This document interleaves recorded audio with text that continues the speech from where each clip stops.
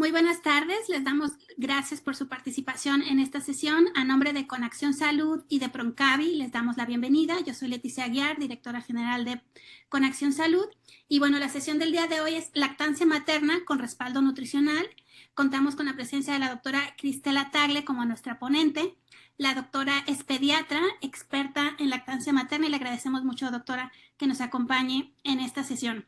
Bueno, de forma rápida les platico un poquito de la semblanza de la doctora. Ella estudió la carrera de medicina en la Universidad Autónoma de Puebla. Como parte de su experiencia profesional, ha trabajado en el Hospital General de Puebla como jefa del servicio de pediatría. Eh, Trabaja también en la clínica de lactancia materna. Ha dado múltiples pláticas sobre lactancia materna para personal médico y en el área de salud de varios hospitales de la región. Y actualmente practica profesional, ya tiene una práctica profesional privada de pediatría y asesoría de lactancia materna. Bienvenida, doctora, muchísimas gracias. Adelante. Muchas gracias a ustedes por la invitación y bueno, espero que esta plática les sea de utilidad. Hablando como es el mes de agosto, en la primera semana de agosto siempre se conmemora a nivel mundial la lactancia materna y entonces en apoyo a la lactancia materna esta plática. ¿Me vas pasando la siguiente, por favor? Miren, bueno, entonces, como todo en la vida, lo importante es un buen inicio. Y un buen inicio en este caso es desde el embarazo, no cuando nacen, sino desde el embarazo. Por eso, nosotros cuando tenemos la oportunidad de entrevistar a la mamá, a la mujer embarazada, es muy importante tomar en cuenta todos los antecedentes familiares patológicos. Actualmente se está viendo que, por desgracia, hay la patología que está más atacando a nivel mundial la salud a nivel mundial es tanto es sobre todo la obesidad que al final nos trae como consecuencia problemas de diabetes, problemas de hipertensión y lo que actualmente conocemos como el síndrome metabólico. Em, Recientemente se están empezando a tomar algunas medidas para pláticas para concientizarnos a nosotros los médicos en abordar a los pacientes de una manera diferente para una reprogramación metabólica, es decir, ayudar a nuestros pacientes a tener un estilo de vida saludable. Y aquí es donde vamos a empezar nosotros. En este caso vamos a hacerlo del embarazo. Por lo tanto, en una mujer embarazada es prioritario conocer los antecedentes familiares patológicos. Enfoquémonos mucho si existe el antecedente de diabetes en la familia o de hipertensión o colesterol, porque una mujer que tiene estos antecedentes es muy probable, por ejemplo, en caso de diabetes, es muy probable que desarrolle durante el embarazo la diabetes gestacional. Y por eso nosotros tenemos que darle recomendaciones diferentes de alimentación para poder ayudarla a que esto, pues en lo posible, no se desarrolle. Hay que tomar en cuenta también la situación socioeconómica. Y aquí en socioeconómica a veces tenemos la errónea creencia de que una persona pobre no puede comer bien. Y la verdad es que sí es cierto que a veces la fruta y la verdura son alimentos, en algunas ocasiones son un poco caros, pero si nosotros nos educamos a aprender a comer los alimentos que son en cuanto a frutas y verduras de temporada, eso realmente aligera un poquito la economía.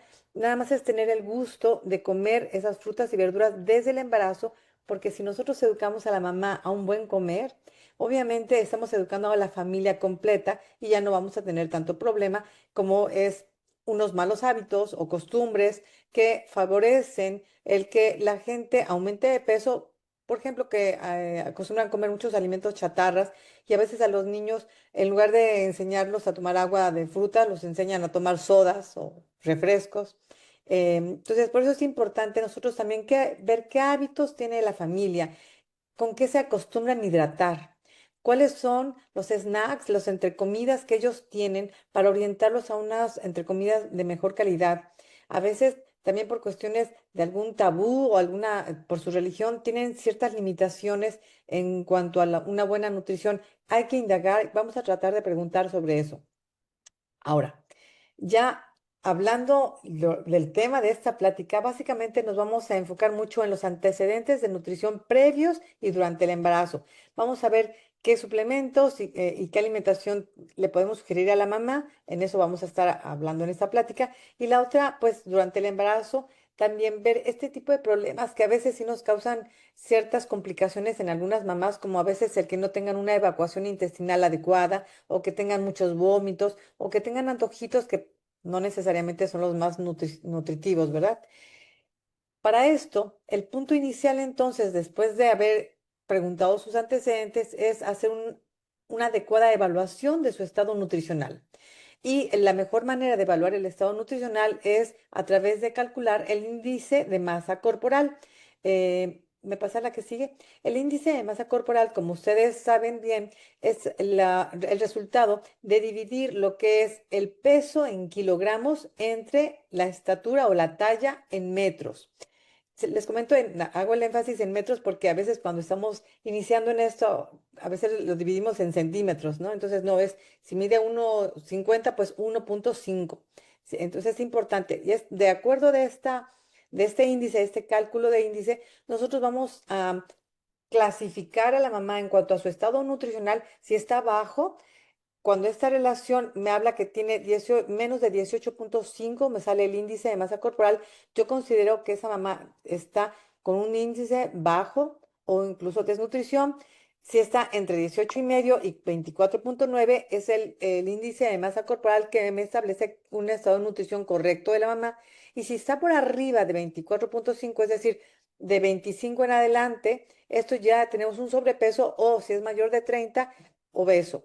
Eso es importante saberlo porque en base a en donde está la mamá, vamos a saber qué tipo o vamos más bien a tomar en cuenta qué tipo de alimentación recomendemos a la mamá, y a estar enfocados en esa guía de nutrición que le demos, cómo se está reflejando en su gráfica de incremento de peso.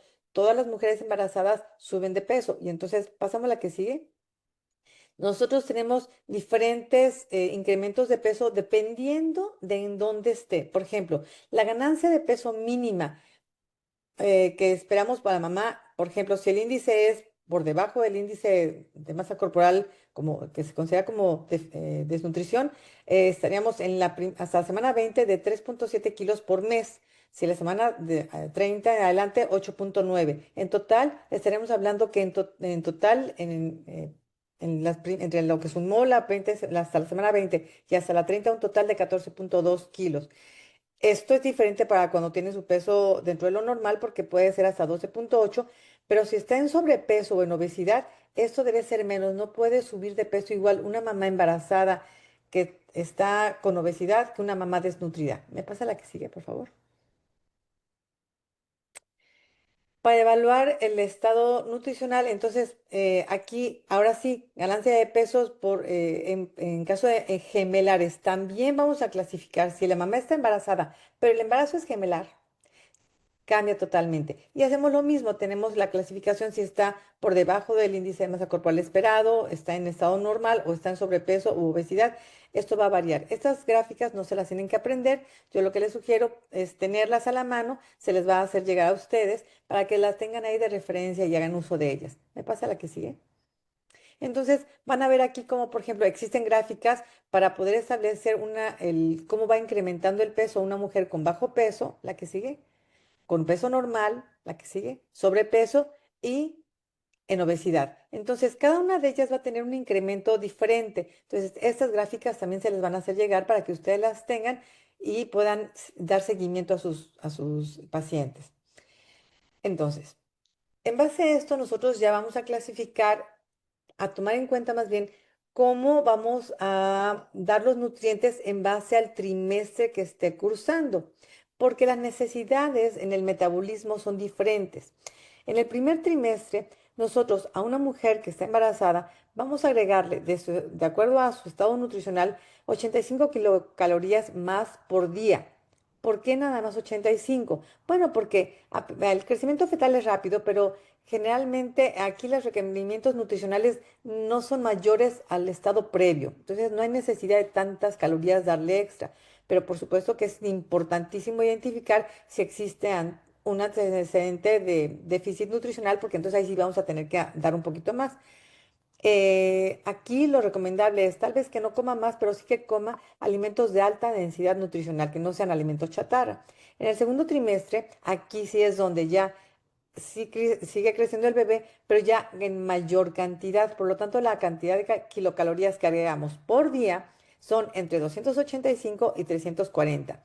Aquí es donde la mamá empieza en su cuerpo a tener depósitos de grasa que van a ser cuando nazca el bebé, de donde su cuerpo va a tomar los nutrientes para producir leche. Por eso es muy importante que la mujer embarazada tenga una buena nutrición. Todas las mujeres que están embarazadas, a todas le aumentan de peso, pero el cuerpo como que se engorda todo, hasta parece que los dedos engordan, las orejas engordan, porque el cuerpo está guardando un almacén de nutrientes para después producir la leche. Es muy importante por eso cuidar que la mamá esté comiendo bien, porque si no va a quedar con déficit nutricional y probablemente esto va a tener consecuencias posteriores, como vamos a platicar más adelante. En el tercer trimestre es cuando más crece el bebé y entonces necesita más kilocalorías, entre 450 y 475 por día. Hay una alta demanda calórica de energía y obviamente el bebé es cuando más crece. Y tenemos que tomar en cuenta dos aspectos. ¿Es adolescente o está desnutrida? Porque en estos casos, si es adolescente, hay que adicionar cada trimestre 85 calorías más si es el primer trimestre, 285 más el segundo y 285 el tercero, más de lo que ya estaba incrementándose de acuerdo a lo que comentamos hace ratito. Y en caso de desnutrición o de bajo peso gestacional, hay que aumentar en el primer y segundo trimestre 675 kilocalorías al día y en el tercer trimestre 370 más de lo que ya habíamos comentado. Entonces, por eso es importante, además de identificar de acuerdo al índice de masa corporal, en qué momento, perdón, en qué estado nutricional está, también ver, ¿es adolescente o es desnutrida? Y eso también cambia los requerimientos nutricionales. La que sigue, por favor. Bueno, ahora, en la alimentación nosotros tenemos dos grandes grupos de nutrientes. En esta plática vamos a hablar de los macronutrientes, que estamos hablando de lo que son las proteínas, las grasas y los carbohidratos. Y los micronutrientes los vamos a mencionar, pero se van a, a explicar mejor en una siguiente plática que tengamos. En cuanto a la proteína, es muy importante tomar en cuenta que el cálculo de las calorías, de acuerdo a lo que nosotros le vamos a indicar a la mamá, el 12% de esta energía sea de proteína. Y de esa cantidad que hayamos calculado, por lo menos la mitad que sea de origen animal, ¿ok? Y la otra mitad, pues, de origen vegetal. Y agregar en el primer trimestre 1 gramo más por día, en el segundo trimestre 10 gramos más por día y en el tercer trimestre 3 gramos más por día para darle todos los requerimientos nutricionales adecuados para el momento que está viviendo de gestación. En cuanto a las grasas, el 25% de la energía total debe ser de grasas. Ahora, del total que calculemos, procurar que el 60% sea de origen vegetal. ¿Por qué? Porque las grasas animales realmente son las que más daño nos pueden causar, por eso vamos a tratar de darle más importancia a que las grasas que coma de preferencia sean de origen vegetal. Y en cuanto a carbohidratos, la cantidad que calculemos de carbohidratos simplemente es la diferencia del 100% que ya le restamos proteína, le restamos grasas y lo que nos quede, esa diferencia que nos queda, ya va a ser en carbohidratos. Tratar que de estas total de carbohidratos que yo calcule, al menos el 75%, es decir, 3/4 partes, sean de carbohidratos complejos. ¿Qué es un carbohidrato complejo? Son carbohidratos de cadena larga que su digestión es lenta y por lo tanto este me va a evitar dar un alto índice calórico y va a permitir durante su digestión que sea más larga, permitir que las calorías se vayan consumiendo, se vayan produciendo lentamente. Y procurar también en cuanto a los carbohidratos, tomar en cuenta la fibra. Eso ya lo vimos la plática pasada. Vamos a tratar de siempre tomar en cuenta por lo menos que sean 25 gramos de fibra al día y procurar que la energía no exceda en cuanto a azúcares más del 10%. ¿La que sigue? En cuanto a los micronutrientes, aquí nada más se las voy a mencionar, las que vamos a tomar en cuenta. Vamos a ampliar mucho más en este tema en la siguiente sesión que tengamos. Estarían de las vitaminas A, la C, D, E y las B, ¿no? Sobre todo B1, 6 y 12. El ácido fólico, que ya saben ustedes que es muy importante, igual el calcio, el hierro y el yodo. siempre nada más recordar y hacer mucho énfasis en que estos micronutrientes están incluidos en los alimentos de manera natural, pero por desgracia, en este caso del embarazo siempre va a ser necesario que le aportemos un extra porque no son suficientes con la alimentación que le estemos dando a la mamá. Pero eso lo vamos a hablar más ampliamente en la siguiente plática. La que sigue, por favor. Y bueno, en forma práctica, yo aquí donde veo que a veces los médicos como que, tropezamos un poquito porque incluso nosotros mismos a veces no tenemos tan claro lo que es una ración. Y para poderle dar a la mamá la indicación de una buena alimentación, es bien importante que tengamos claro cuántas raciones son, porque imagínense embarazada, cansada, todos los problemas que tiene el embarazo y además ponerle a estar pesando cuántos gramos de alimento es muy complicado. Hay que hacerlo práctico. Y una forma práctica es una ración. Si se trata de verduras y frutas, en caso de que estas estén crudas, una taza de verdura o fruta cruda es una ración. Pero si esta fruta o verdura yo lo voy a poner a cocer, esa misma cantidad se me va a hacer la mitad.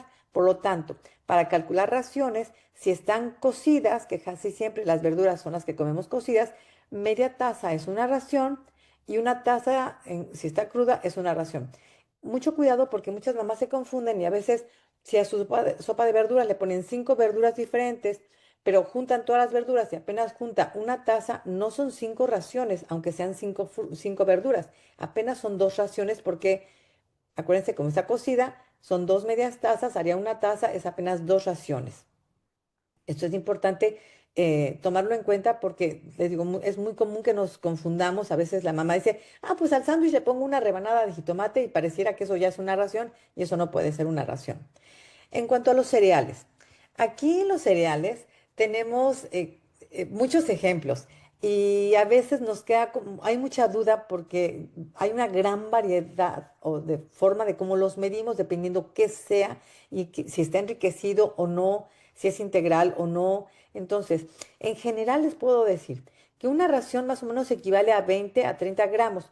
Pero bueno, ya en la forma práctica, ¿cuánto sería? Por ejemplo, media taza de arroz, quinoa o pasta cocidas, media taza es una ración. Y yo pregunto a ustedes, ¿quién de ustedes se toma media taza de pasta? O sea, la verdad, cuando comemos pasta, o sea, es un montón de pasta. Entonces, hay que ver ya cuántas raciones estamos comiendo ahí de pasta, ¿no?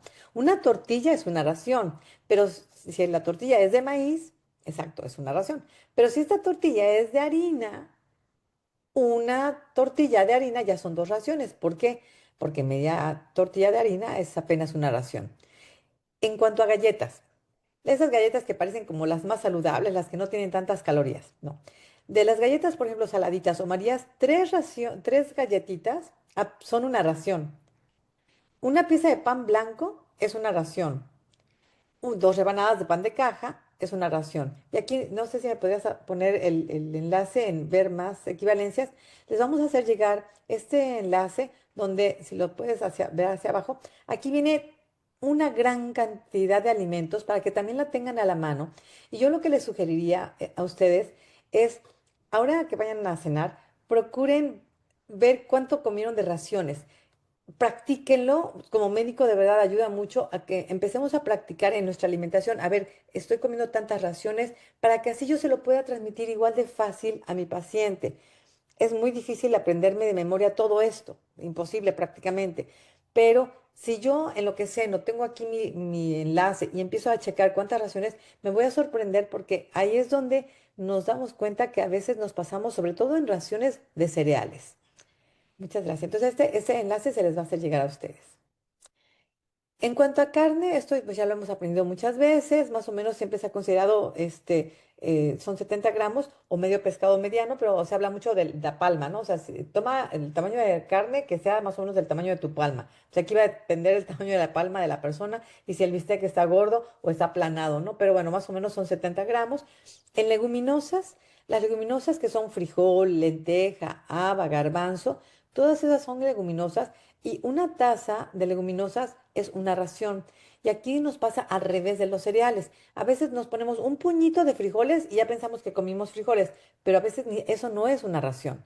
Entonces, es importante que si van a comer, sobre todo en este caso, las mamás embarazadas, la leguminosa tiene, además de fibra, tiene mucho hierro y muchas calorías, pero que le van a ayudar a nutrirse correctamente. Aquí un bonus extra, yo les podría decir, nada más recomiéndenles que los pongan a remojar unas 12 o 24 horas antes de que vayan a cocinarlos para que eso disminuya el gas intestinal, que a veces por los gases muchas mujeres prefieren, como están embarazadas, prefieren no comerse las leguminosas. En cuanto a huevo, esto es muy fácil porque el huevo, pues es una pieza de huevo, es una ración. Y en leche y derivados lácteos, una taza de leche o yogurt o una rebanada de queso es una ración. ¿Me pasa la que sigue, por favor?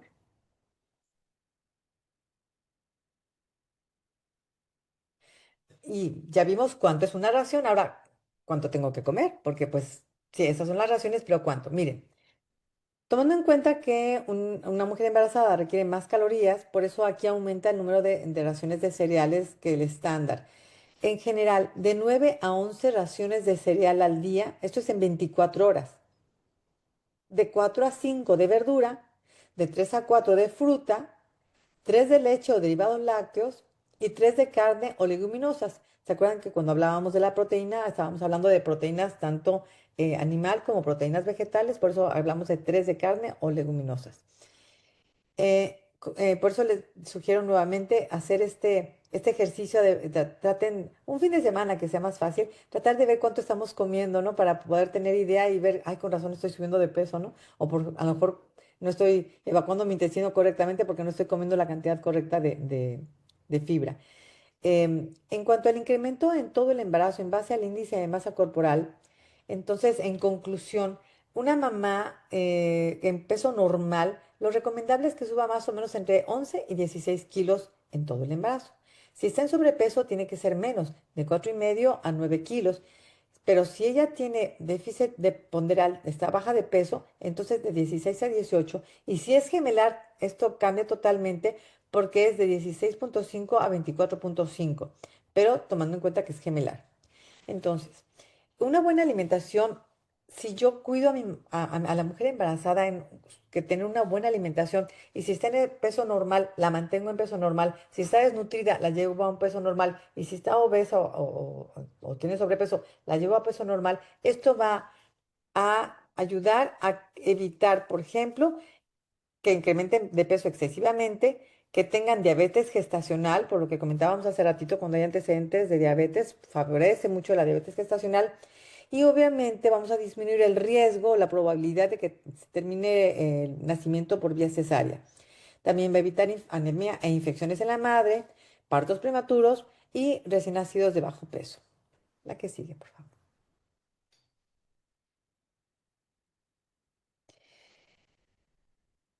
Eso fue en el embarazo. Y en la lactancia, pues algo similar, no hay tanta diferencia, pero sí hay que tomar en cuenta algunos detallitos. Es importante fomentar buenos hábitos. Ya les comentaba, si nosotros procuramos educar a la mamá en buenos hábitos, esto lo estamos educando a la familia completamente y vamos a reducir a nivel familiar riesgo de enfermedades y de complicaciones. Entonces, repito, la consulta prenatal es bien importante para valorar el estado nutricional de la mamá y en este caso recomendar la suplementación de vitaminas y minerales.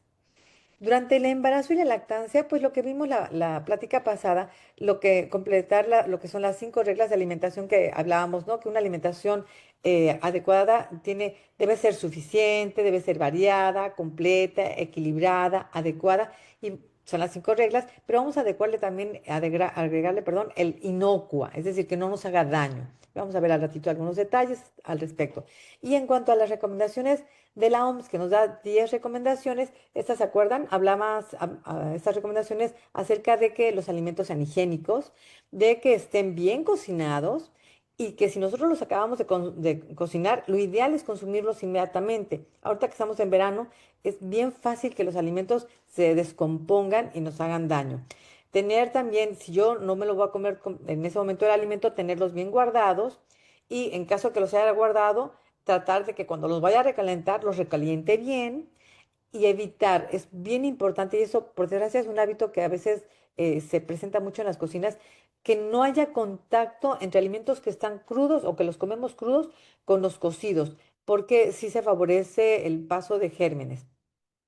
Durante la elaboración de los alimentos es recomendable que frecuentemente nos estemos lavando las manos, tener un aseo escrupuloso del área donde estemos cocinando y evitar que haya insectos o roedores o algún animalito, ¿verdad? Que nos vaya a contaminar la comida con gérmenes. Estamos hablando de cucarachas, de roedores, de moscas, todo eso. Y de preferencia, la número 10 ya sería el procurar siempre la ingesta de agua que sea agua limpia, agua pura. ¿Ok? Entonces, esas recomendaciones de la Organización Mundial de la Salud, más las 5 reglas de alimentación, van a asegurarnos una buena alimentación. Y es muy importante la hidratación. Bien, culturalmente eh, hay familias, por eso hablábamos también de los hábitos, hay familias que no tienen muy clara la diferencia entre tengo sed o tengo hambre, porque si tienen sed o tienen hambre siempre comen. Hay mucha gente que tengo sed y en lugar de tomar agua van y comen. Entonces, la mujer embarazada es muy importante que la eduquemos en tomar agua. Actualmente ya hay a la venta agua embotellada, ¿no? Ya se vende antiguamente, ¿no? En mi época, cuando yo era, eh, en el siglo pasado, digamos, antes de 1992 que llegó el cólera, antes no había agua embotellada, pero ahorita ya tenemos agua embotellada. Entonces es muy importante que tenga una hidratación adecuada, que la mamá le haga caso a su cuerpo. Si ella tiene sed, que tome agua, pero no todos los líquidos hidratan. Las sodas o los refrescos no hidratan, los jugos no hidratan. Entonces es importante también tomar en cuenta el tipo de líquidos, porque a lo mejor la mamá se la pasa tomando jugos, pero eso no la va a hidratar. Por la osmolaridad que tiene, ustedes ya lo saben, esa osmolaridad no permite que la mamá o la persona se hidrate. Es importante, muy importante en todo el embarazo y lactancia que tenga su suplementación de vitaminas y de minerales y mucho cuidado con este fenómeno de pica, este fenómeno de que la mamá se la pasa comiendo cal y raspándole a la pared o comiendo tierrita. Todo eso está hablando, generalmente nos habla de un déficit nutricional, la mayoría asociado con falta de hierro, pero bueno, ya lo vamos a ver posteriormente, pero tener muy presente ese fenómeno de pica, preguntar intencionalmente a la mamá si eso es lo que le pasa para poder identificarlo, ¿no? Evitar ayunos mayores de 4 horas. Una mujer embarazada es recomendable que no tenga periodos de ayuno muy prolongados porque puede incluso ocasionarnos hasta accidentes que ponen en riesgo la vida del bebé y la vida de ella. Y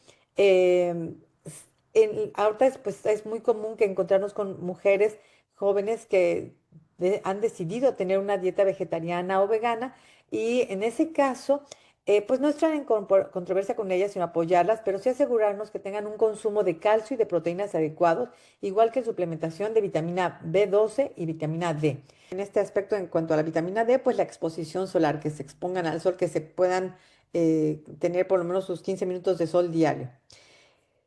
En cuanto a la lactancia, si la mamá ya está embarazada, digo, ya está, ya tuvo a su bebé, entonces hablarle siempre a la mamá de las ventajas de la lactancia. Hay muchas ventajas, pero en las que a veces tenemos que tener énfasis o que a mí me gusta mucho hacer énfasis en la mamá, son esas que a veces pasan desapercibidas, pero que sí hacen una gran diferencia en la calidad de vida. Por ejemplo, para el niño. Ustedes seguramente les ha tocado darse cuenta que ahorita hay muchísimos niños con alergia. Muchos, o sea, muchos niños con alergia. Bueno, pues el amamantar disminuye el riesgo de alergia, pero también disminuye, por ejemplo, linfoma, que es un cáncer en el sistema linfático. Disminuye el riesgo de diabetes juvenil, que esa es una diabetes que se hereda, ¿no? Que tiene una predisposición genética. Pero también tiene ventajas, por ejemplo, ahora hay muchas personas, incluso muchos adultos que usan brackets o frenos por una mala oclusión o de una mala colocación de sus dientes. Los niños que toman leche materna, los niños que son amamantados, por el mismo ejercicio de la lengua, al estar extrayendo, al estar ordeñando la glándula mamaria, ese mismo ejercicio de la lengua hace que el maxilar inferior aumente de tamaño, caben mejor los dientes y además la lengua lo trabaja mejor. Yo siempre le digo a las mamás que los niños cuando maman no necesitan sacar la lengua, ajá, con que la saquen al nivel del labio, es decir, aunque tuvieran frenillo, los niños pueden mamar sin problema. Pero un niño que no mama el pecho, sino que toma biberón, en lugar de sacar la lengua acá, la lengua la tiene atrás de la encía. Entonces el niño se acostumbra a no mover la lengua y entonces ahí vienen los problemas para hablar. Por ejemplo, si el niño empieza a hablar así, ustedes ahorita me están oyendo hablar como si fuera un niño chiquito y la única diferencia es que dejé mi lengua pegada atrás de la encía, atrás de mis dientes. Solamente ese hecho hace que mi voz se escuche como de niño chiquito. Entonces, esos niños que no mueven la lengua, que después terminan yendo a terapia de lenguaje, justamente es porque no fueron amamantados, ¿no? Entonces, estas serían así como unas ventajas, además de que, por supuesto, hay un mayor apego con la mamá, mayor coeficiente intelectual y bueno, muchas cosas. Para la mamá, ¿qué ventajas tiene? La primera que yo les digo es, bajas de peso rapidísimo y comiendo lo que quieras prácticamente. Más o menos entre 3 y 6 meses después de haber nacido el bebé, la mamá recupera el peso que tenía antes de embarazarse. Por eso es importante que una mamá que amamanta, una mamá lactante, tenga una buena nutrición, porque si la mamá no tiene una buena nutrición, se puede desnutrir. Y aquí yo quiero aclarar una cosa. Se tiene la mala creencia de que una mujer desnutrida produce leche de mala calidad. No, todas las mamás producen leche de muy buena calidad. El problema es que una mujer desnutrida va a tener menos volumen tal vez, pero mucha más concentrada la leche. Entonces esa leche lleva más defensas para el bebé, pero a costa de la mamá. Es decir, la mamá se desnutre más. Por eso es muy importante cuidar la nutrición materna, porque la leche se va a producir de buena calidad, pero a costa siempre de los nutrientes que la mamá tiene. Si la mamá en el embarazo no hizo esos depósitos que hace ratito comentábamos para producir leche, lo que va a hacer es sacar los nutrientes de su mismo cuerpo y una ventaja que es para de la lactancia es la mamá que amamanta tiene menos riesgo de osteoporosis. Si la mamá no come bien y no se suplementa de calcio, va a tener osteoporosis. Entonces, por eso es importante cuidar esa suplementación de minerales y vitaminas para la mamá. Pero ya ventajas para la mamá específicamente es las mamás que amamantamos tenemos menos riesgo de menopausia.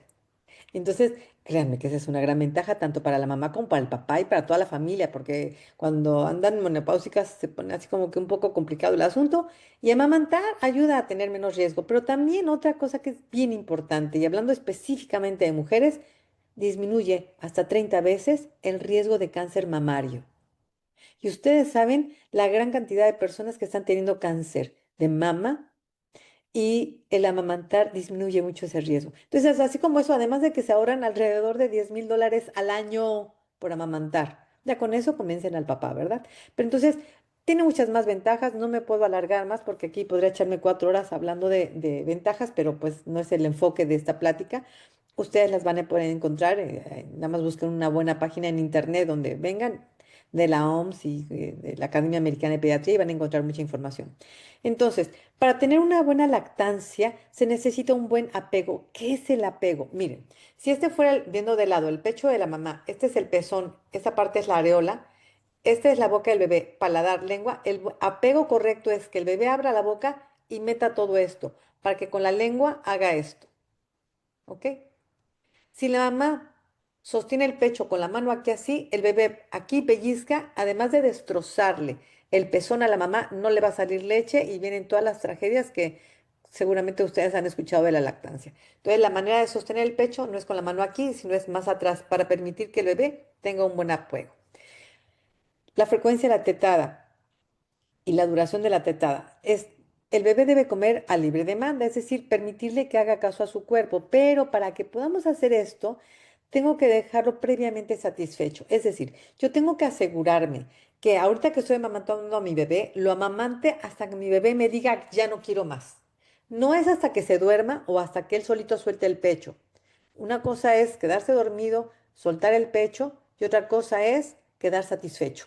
Entonces, siempre asegurarme, si el bebé soltó el pecho, se quedó dormido, bueno, lo quito, le trato de sacar el aire, lo despabilo y lo vuelvo a colocar. Si el bebé, a la hora que yo lo vuelvo a colocar, aunque tenga los ojos cerrados, se nota que escuchas, que el bebé quiere más, pues le das más. Pero si tú le pones la mamá le pone el pecho y el bebé no abre la boca o hace, ¿qué te está diciendo? que ya no quiere más. Entonces el bebé sí les avisa a las mamás. Nada más hay que insistirle hasta que tu bebé o al bebé le diga, ya no quiero más. Entonces, estas serían en general las recomendaciones. ¿Me pasa la siguiente, por favor? Debemos evitar en la lactancia, en el embarazo y la lactancia? El alcohol. El alcohol, pues obviamente en el embarazo y en la lactancia pasa a través de la leche y en el embarazo con mayor razón. Hay que procurar alimentos que no me pongan en riesgo. Por eso hablábamos acerca de la alimentación que sea inocua. Hay pescados que tienen mercurio. Aquí están, o sea, todos esos ejemplos. Hay alimentos que están contaminados con gérmenes. ¿No? Entonces, aquí están los ejemplos, que gérmenes de E. coli, salmonella, listeria, y en esto estamos hablando de alimentos mal cocidos o a veces productos del mar, ¿no? Alimentos ahumados y refrigerados, o sea, que ya están ahumados y refrigerados, pueden venir contaminados. Alimentos crudos pueden tener gérmenes, aquí estamos poniendo ejemplos de ellos. Alimentos que no estén pasteurizados, a veces pues sí, es que nos gusta mucho comer la comida orgánica, pero andamos comprándole el queso al señor que anda ahí en la calle y que no sabemos ni de dónde vino ese queso. Entonces, de preferencia, procurar en los alimentos que son lácteos, que todo sea pasteurizado de preferencia, y además tener el cuidado de que estén bien cocidos y procurar lavarlos muy bien. Entonces, mucho cuidado con esto y limitar la cafeína. Entonces, aquí cafeína es como muy amplio, muy amplia la medida de cafeína. Hablamos más o menos de 200 miligramos, que equivaldría más o menos a 1,5 tazas, que serían más o menos como 12 onzas de café.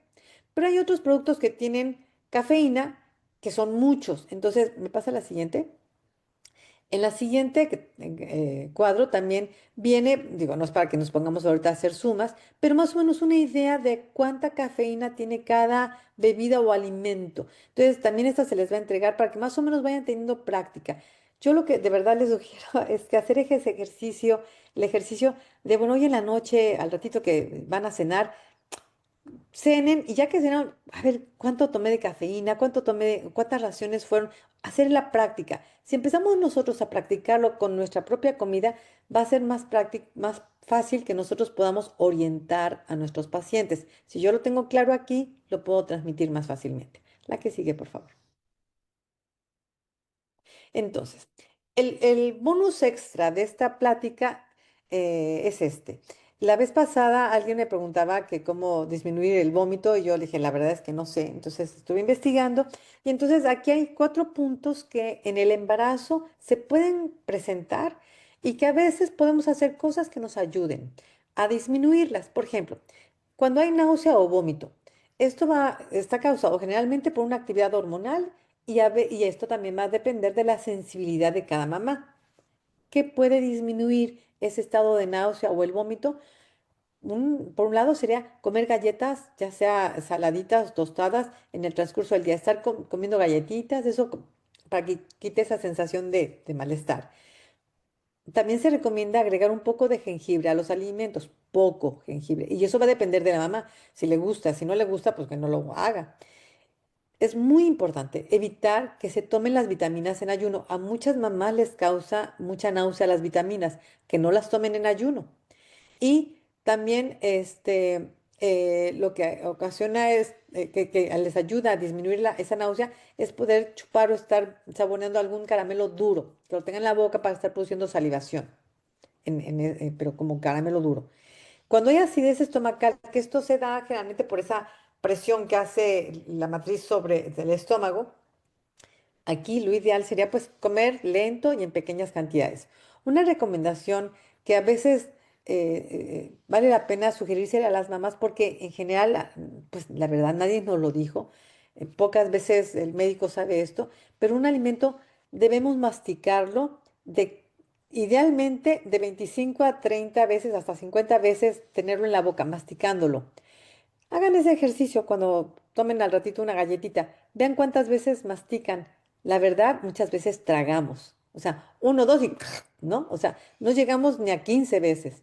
Y eso, lógico, como médicos sabemos que la primera enzima que tenemos en el tracto digestivo es la tialina y la tialina ayuda a la digestión de los carbohidratos, pero si yo me trago el alimento, ¿en qué momento estoy permitiendo que esa tialina esté en contacto con esos carbohidratos? se ponen muy de moda, por ejemplo, los jugos. Y la mamá se hace su licuado con un montón de cosas bien nutritivas y se lo traga. ¡Tun, tun, tun! ¿En qué momento tuvo contacto la tialina, la saliva, con esos carbohidratos? Prácticamente no. Entonces, está llegando al estómago un alimento no bien digerido, no que inició su digestión en la boca, sino que apenas la va a iniciar en el estómago. Entonces, por eso es importante comer lento para permitir esa salivación que se mezcle con la comida para que ya cuando vaya al estómago ya haya empezado la digestión.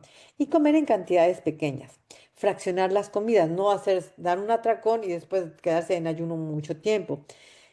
Algo que también ayuda mucho a evitar la acidez estomacal es evitar condimentos y grasas y no irse a acostar inmediatamente después de cenar. De preferencia dejar pasar una hora o hora y media para poderse ir a acostar. Y eso va a evitar mucho la acidez estomacal. En algunas ocasiones, dependiendo, sobre todo cuando el bebé está en presentación podálica, que la cabecita está arriba, hace mucha presión en el estómago. Entonces, a lo mejor también recomendarle a la mamá que el colchón lo pongan un poquito más inclinadito para que no tienda a irse para atrás, ¿no? El problema del estreñimiento, bueno, esto se da también por un efecto hormonal y por la presión del útero en el abdomen. Y entonces, obviamente, por eso es parte importante hacer mucho énfasis en comer fibra, tomar agua suficiente y un punto es hacer ejercicio. El ejercicio nos va a ayudar mucho para poder trabajar más nuestro intestino. Y el gas intestinal está dado tanto por el efecto de la progesterona como a veces el efecto mecánico entre el útero y el intestino que no permite una buena digestión. Aquí, pues, evitar los alimentos que ya sabemos que nos producen un poco de gas. Yo siempre a las mamás les recomiendo que, por ejemplo, al menos en las leguminosas, siempre las remojen de 12 a 24 horas antes de ponerlas a cocinar. Después de ese periodo, tirar el agua, enjuagar muy bien. Y ya enjuagados, por ejemplo, los frijoles, ya los pongo a cocinar como acostumbro. Créanme que eso baja hasta un 70-80% de gas intestinal. Masticar despacio y evitar estar masticando chicle, bebidas gaseosas y uso de popote también va a evitar que tengamos mucho gas intestinal. ¿La que sigue? Y ya, en resumen, las recomendaciones serían tener un buen control prenatal para verificar el incremento del peso que sea adecuado de acuerdo al estado nutricional de la mamá, ya sea bajo, normal o alto el peso. Verificar una adecuada alimentación con aporte de ácido fólico, de hierro, de calcio, proteínas, suplementos de vitaminas. Siempre desayunar, siempre desayunar. Es, a veces tanto, se duermen tanto la mamá que se levanta y se levanta con flojera y no desayuna y bueno, pues ya voy a esperar hasta la hora de la comida. No, no. O sea, siempre desayunar. Asegurar una ingesta adecuada de fibra y de agua. Evitar el alcohol, cafeína y alimentos que sean de riesgo, como los que comentamos en ese cuadrito. Y obviamente realizar una actividad física aeróbica para mantener el cuerpo sano. ¿La que sigue? Y bueno, pues estos son mis datos. Si alguno de ustedes tiene alguna duda y ahorita quieren comentarla, tenemos tiempo para platicar. Pues muchísimas gracias, doctora. Como siempre, es un placer escucharla. Ya por fin tenemos controlado el tema del internet. Entonces, bueno, primero quiero nuevamente agradecerles a todos su asistencia, su participación. Si alguien quiere hacer una pregunta o algún comentario, por favor, pueden levantar su mano o abrir el micrófono y yo les voy a ir dando la palabra por el orden en el que vea que abrieron su micrófono. Si no, las pueden poner en el chat. También recordarles que si necesitan una constancia o un diploma de esta sesión, nos pueden escribir al correo contacto @conaccionsalud.org, que alguien me mencionaba por ahí que parecía que no podían mandar el correo, sino ahorita les damos otro. Y empiezan las preguntas por aquí. Doctora, dice, ¿qué tan relevante es la hidratación en la producción de leche? Ok. Eh, es importante la hidratación para que la mamá esté hidratada bien y cuando está amamantando para que el bebé vaya bien hidratado, pero no tiene que ver con aumentar la producción de leche. O sea, es que hay ese mito de que toma mucha agua para que tengas más leche. No, toma mucha agua porque tu bebé, toma en cuenta que al menos los primeros 6 meses se recomienda lactancia materna exclusiva, es decir, ni agua hay que darle. Por lo tanto, la leche debe llevar suficiente cantidad de agua. La leche en la glándula mamaria, si este es el pecho, viéndolo de lado, este es el pezón, la leche que está más afuera es una leche más ligerita, es una leche más hidratada. Y la leche que está más atrás, más adentro, es una leche más cargada de calorías. Entonces, pero si la mamá no está bien hidratada, obviamente no está hidratando correctamente al bebé, pero no tiene que ver con la producción de leche. Ok, gracias, doctora. Y bueno, aquí estoy esperando que nos, bueno, está relacionada con la otra pregunta, que si existen alimentos para poder aumentar la producción de leche, o en general yo creo que aquí se refiere a que a lo mejor es una mamá que no está produciendo suficiente leche, ¿no? En general, entonces es si el agua o los alimentos. Ajá. Sí, miren, yo les voy a decir, tengo ya en lactancia materna metida 33 años, y tuve la bendición de amamantar a mis dos hijos. Al primero le di 1 año 3 meses y a la segunda es 2 años 3 meses. Y yo le quería dar 2 años, pero pues eso que cuesta trabajo quitar el pecho cuando sabes que ya es la última y por eso le di 2 años 3 meses. Entonces, no nada más es la teoría, que la tuve 3 años antes de tener a mi primer hijo, sino la personal y los años que me han dado, ¿no? La experiencia. Yo lo que les puedo decir que la producción de leche depende básicamente de, número uno, estar relajada. Relájate. Puede ser que al principio cuando nace tu bebé no tengas tanta leche como quisieras tener o como el bebé necesitara, pero a lo mejor tienes 3 gotitas, pero si te relajas van a salir esas 3 gotitas. Puede ser que tengas mucha leche. Si estás estresada, no sale ni una gota, ni una. Yo tengo la oportunidad de dar asesorías de lactancia y muchas veces cuando van, lo primero que hago es trabajar con ellas la relajación. Las relajo y empiezan, se las pego al pecho y en el momento que la mamá realmente se relaja, el bebé empieza, ¿no? O ya la reviso y salen chorros de leche y dice, es que no me salía. Y sí les creo, o sea, no me dicen mentiras, no le salía porque estaba estresada. El solo hecho que la mamá diga, ay, es que yo creo que no voy a poder, ya con eso. Ok. Con que pase la abuelita y diga, ay, mi hijita, es que después se me va a complicar, no va a querer agarrar el biberón. Con él, o sea, ese tipo de cosas estresan y hacen que aunque tenga leche no salga. Hasta ahorita yo de verdad, en mis 33 años que tengo de estar en lactancia materna, no conozco una sola mamá que no haya tenido leche acabando de nacer al bebé. Al segundo día, o sea, al día después, posterior, 24 horas después, si se pegaron al pecho inmediatamente, si ustedes como médicos pegaron inmediatamente al bebé al pecho para que empiece a estimular la glándula, al otro día, bueno, los pechos luego se aumentan de tamaño, ¿no? Entonces, yo lo que les digo es, eh, chécate el pecho, o sea, toca tu pecho, así como lo sientes ahorita. ¿Se sentía antes de embarazarte? Todas responden no, así no estaba. Esa diferencia que hay entre antes de embarazarte y ahorita, esa diferencia es leche. O sea, ahí hay leche. Incluso a todas las mamás nos pasa ya al final del embarazo que en la punta del pezón nos aparece en la mañana como si fueran granitos de azúcar. Es un trasudado de la leche, porque ya hay leche. Nada más falta el estímulo de la succión. La succión es lo que va a hacer que empiece a fluir la leche. Gracias, doctora. Aquí tenemos ya más preguntas. Bueno, primero nos comentan que si vamos a poder compartir la grabación, sí. Les vamos a enviar un correo de gracias por su asistencia, les vamos a enviar la grabación y les vamos a enviar un checklist que la doctora nos hizo el favor de apoyarnos en su elaboración, que ahorita se los vamos a mostrar. Y bueno, nos preguntan, le voy a hacer las dos preguntas de una vez, doctora. La primera es que si el dar lactancia materna y fórmula le puede generar intolerancia a la lactosa o evacuaciones fétidas al bebé cuando son menores de 6 meses. Esa es una. Y luego la otra es la del uso del famoso extractor para el aumento de leche, que Ok. sí es bueno. Voy a contestar primero la segunda porque va más relacionada con la primera pregunta que hace ratito. Entonces, para aumentar la producción de leche, lo primero es estar relajado y la segunda es tu cuerpo no es tonto, entonces si tú tienes leche pero no te la sacas, como sea, no te la sacas, tu cuerpo dice, ¿para qué produzco más? ¿No? Entonces, si te pegas al bebé a succionar, o la mamá se pega al bebé a succionar, ay, sí necesita. Y entonces empieza a producir más. Entre más se pegue la mamá al pecho, más produce. Si la mamá, cuando nace el bebé, tiene poquita leche, pero es terca y necia, como dicen que somos las mujeres, ¿no? Terca y necia. Pues sé terca y necia para amamantar. Pégatelo y pégatelo y pégatelo. Entre más te lo pegues, más leche vas a tener. ¿Por qué? Porque eso mismo va a estimular. Pero si tú le das fórmula, lo que va a hacer es que tu cuerpo dice, ah, no se necesita, entonces sigo produciendo la misma poca cantidad. ¿Sí me explico? Entonces, ahora, sacarse la leche con un extractor es bueno, pero no es tan efectivo como la succión.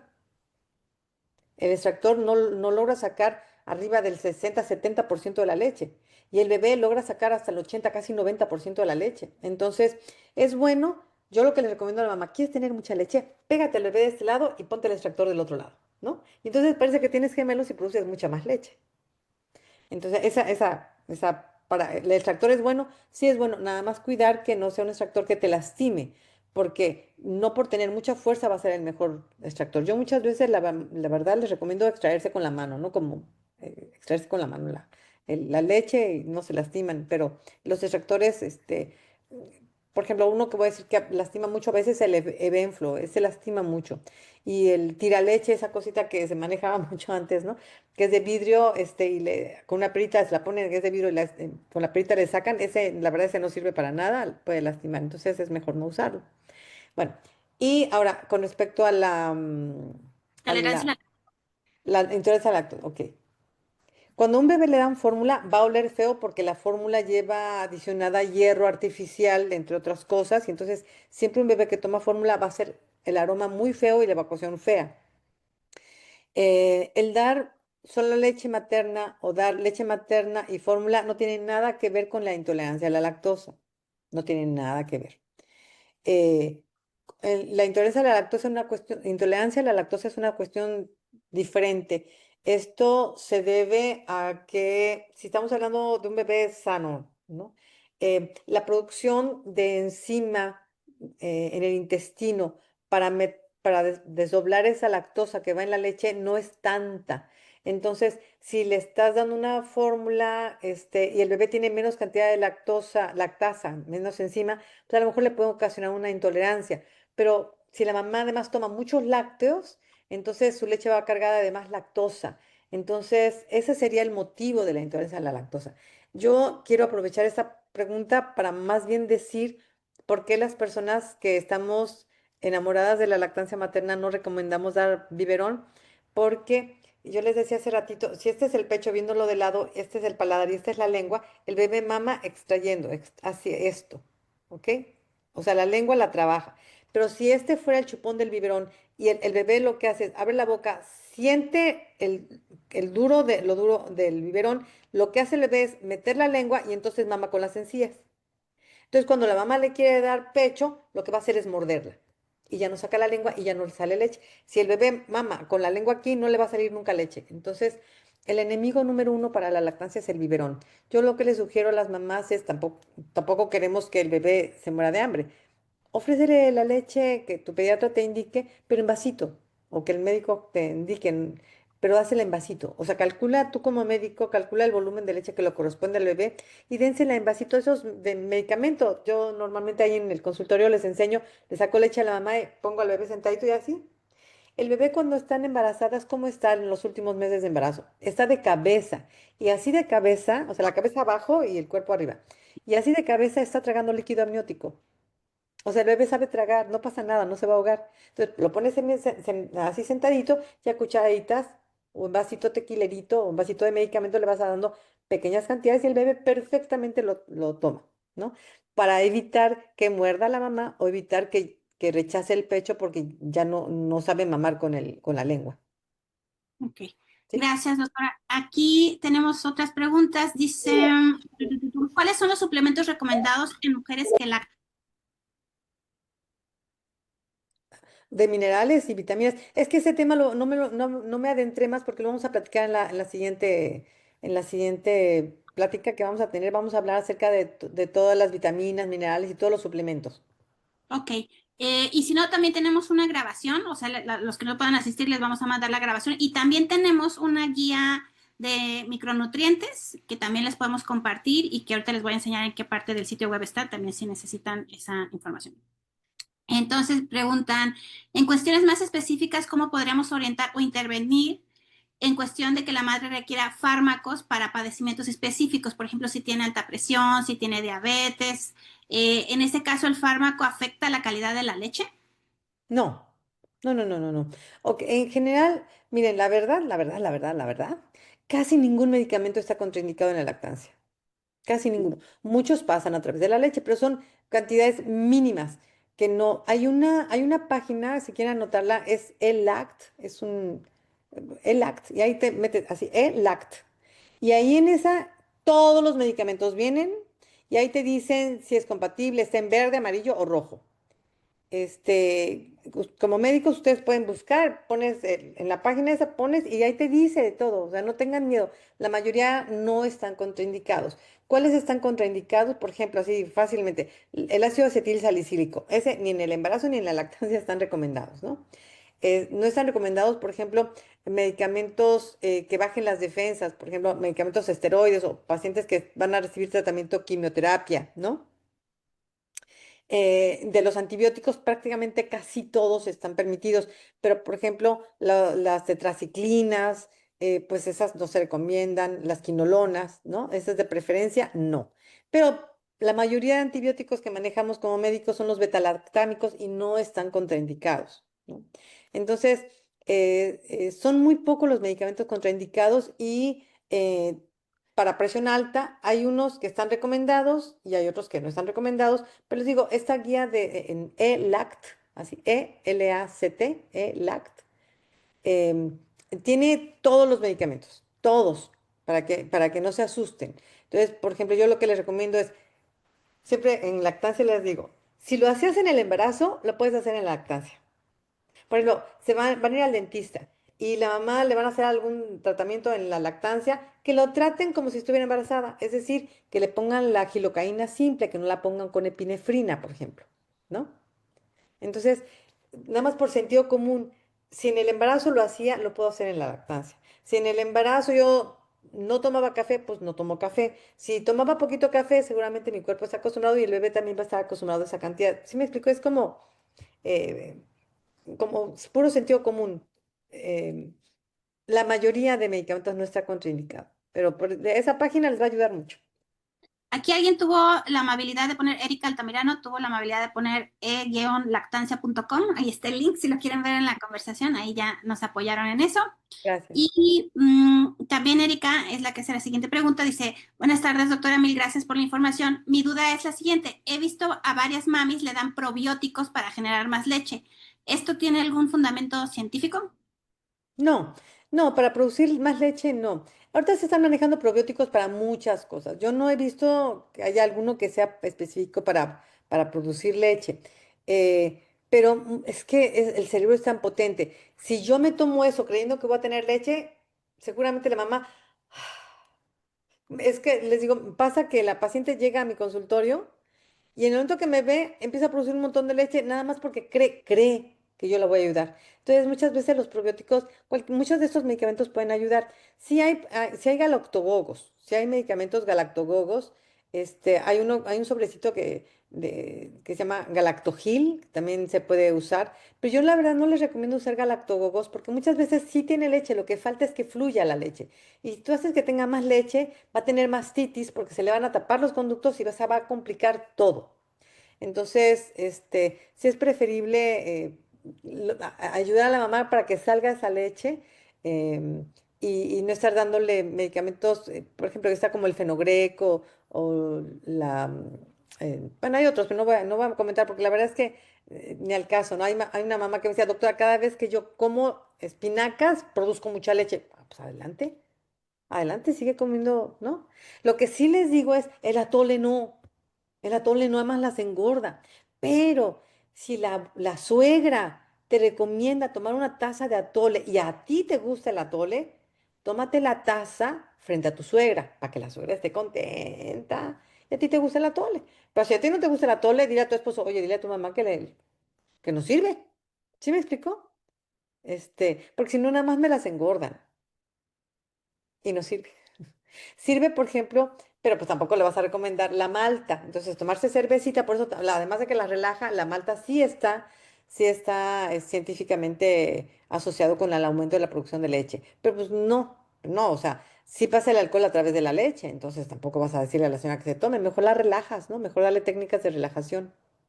Ok, pues muchas gracias, doctora. Ya hay otra pregunta, pero ya la ha contestado que tiene que ver con si hay algún medicamento para producir específicamente más leche. Y entonces ya nos ha dado varias recomendaciones al respecto. Y yo nada más quisiera, ahorita que menciona de que se relajen, justo la lactancia y la salud mental. doctora. ¿Hay algún mensaje final, algo que pueda ser como un tip práctico para los médicos en consulta? Porque además sabemos que, por ejemplo, tienen poquito tiempo para saber todo lo que le pasa a la mamá cuando va a la consulta y a lo mejor va a otra cosa. Entonces, pensando en un médico general que justo está viendo que la mamá está estresada, está ansiosa, ¿qué recomendación tiene en relación a la salud mental? Ay, es que algo que no dije, cuando amamanta la mujer, produce endorfinas. Y entonces, pues cuando estás enamorada hay las endorfinas. O sea, imagínate estar amamantando, eso te relaja. O sea, si una mamá está estresada, que le diga, relájese. O sea, de verdad, que le transmita que se relaje. Porque va a hacer, además de que fluya la leche, va a empezar a producir endorfinas y va a generar ese vínculo. Pero aguas. A veces con el afán de querer ayudar a la mamá, ándele, pégueselo, ándele. Le digo, ay, por ejemplo, me pasa mucho con las abuelitas o papás que acompañan a la mamá. Ándale, pégatelo, anda, ay, agárralo, agárralo. O sea, queriendo ayudar en lo que yo les digo que hagan. Le digo, imagínese que usted llega a un restaurante y le sirven su plato de comida y el mesero le dice, ándale, cómaselo, ándale, ahí está, ¿cómo? Pues obviamente te estresas. A la mamá le estresan y estresan al bebé. Entonces, lo que yo le sugeriría es reconocer que la lactancia materna es algo natural y entonces veámoslo como una oportunidad que tiene la mamá de regalarse tiempo para su bebé. Estuvo 9 meses esperándolo. En el momento que nace, ella tiene muchas inseguridades, muchas inseguridades. De entrada, sobrevivirá, podrá amamantarlo, o sea, muchas inseguridades. Entonces, el transmitirle la importancia de que si ella se relaja, va a relajar al bebé y que esa relajación va a ayudar a que el bebé le esté llegando la leche, nada más cuiden de ese apego, de ese buen agarre que tenga, porque si no la va a lastimar y por mucha tranquilidad que queramos, va a estresarlo. Entonces, la lactancia materna la verdad es que relaja mucho. Ninguna mujer que esté amamantando puede estar enojada. No, no, es imposible estar enojada. Estás enojada, empiezas a amamantar y ¿no? O sea, te relaja, o sea, es algo muy bonito que solamente las mujeres que amamantamos sabemos que se siente. Ok. Llegó una última pregunta, doctor, antes de irnos, usted refería que son 6 meses mínimo de lactancia materna, pero pregunta que cuando hay algún caso de hospitalización y se interrumpió a los 4 meses y se reanuda al quinto mes, que si eso produce algún efecto secundario al bebé. Ajá. Yo decía, lactancia materna exclusiva 6 meses, pero la Organización Mundial de la Salud recomienda para México 2 años. Ok, yo lo que le sugiero, si por alguna circunstancia se tiene que separar, por la que sea, se tiene que separar la mamá del bebé, por favor, extráigase la leche. Que se extraiga la leche. Aunque esa leche por medicamentos no se la den al bebé, lo que va a hacer es que al cuerpo le está enseñando que se necesita más leche. Si la mamá se queda con la leche y no se la saca, no vamos a poder engañar al bebé. Digo, no vamos a poder engañar a su cuerpo. Y el cuerpo va a decir, ah, ya no se necesita y baja la producción. Digo, sí se puede hacer que retome la lactancia, sí se puede hacer, pero le va a costar más trabajo. Entonces, lo mejor sería cuando pase eso que se tenga que separar por el motivo que sea, que se extraiga la lechita, que se extraiga la lechita para que simule la succión del bebé y por otro lado la fórmula que le den al bebé que se la den en vasito, no en biberón. Y la leche que se saque, por ejemplo, una leche es que tengo una semana de no amamantar, esa leche que tengo aquí le va a caer mal a mi bebé, no le pasa nada. Esa leche mientras no salga del cuerpo no se echa a perder, no se preocupe. Espero que con esto quede resuelta la pregunta. Clarísimo. Y bueno, como les mencionaba en el correo en donde les vamos a compartir la grabación de esta sesión, también les vamos a compartir este documento, que es un checklist para que pueda ayudarles a detectar deficiencias vitamínicas en la salud materna. Entonces, este también es un documento que ustedes pueden ir llenando de forma digital o lo pueden imprimir. Entonces, esto es algo de lo que les vamos a estar enviando adicional a esto. Y por otro lado, nada más hacerles una cordial invitación para la próxima sesión que tendremos el próximo 10 de septiembre a las 4 de la tarde, horario Tijuana, porque nuestro ponente es de Tijuana, así como la doctora también, y 5 p.m. Ciudad de México. Entonces el tema es taller para médicos de primer contacto, cánceres hematológicos, guía práctica para médicos generales. En ese correo donde les vamos a mandar el checklist y la grabación va a venir también el link por si quieren registrarse. Y si no, pueden nada más meterse al sitio web de Conacción Salud, todopegado.org, en la sección de formación. Ahí les van a aparecer también las sesiones que ya subimos y que ya están grabadas. Y les van a aparecer, como en este caso, por ejemplo, si se tienen que registrar a una nueva, ¿no? Entonces, pues yo soy Leticia Aguiar, directora de Conexión Salud. Nuevamente, muchísimas gracias, doctora, y agradezco a todos los que nos acompañaron el día de hoy. Que tengan una muy bonita tarde. Muchas gracias. Muchas gracias por su atención. Que tengan buen día.